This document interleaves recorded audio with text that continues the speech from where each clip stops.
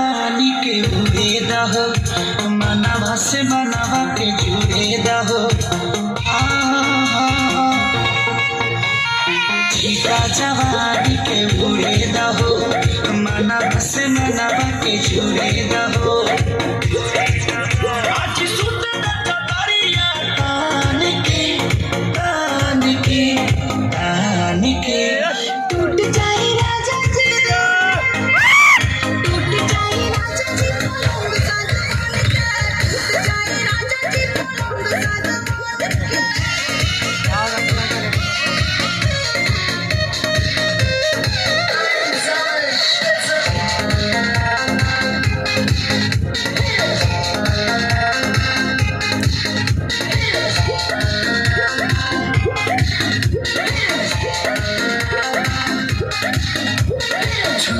बदन की देखो न कटन की चादर बिछा देहनी।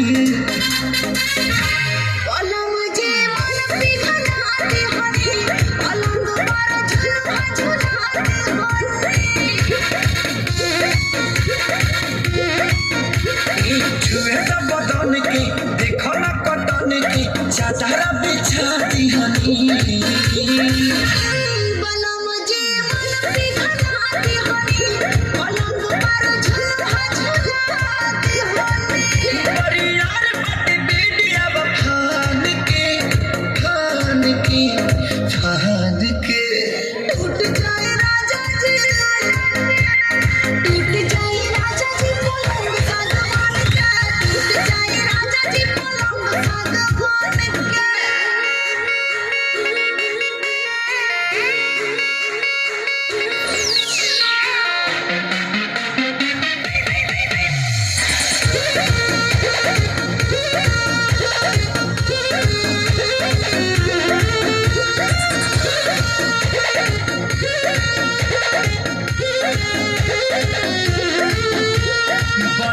बेसरमी देहिया में गरमी बैठे लागी हो।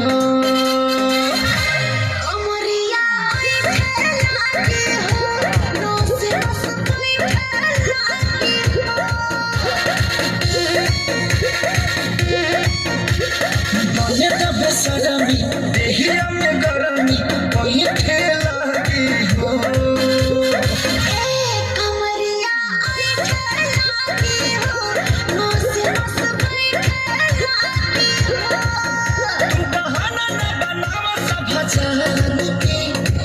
जान की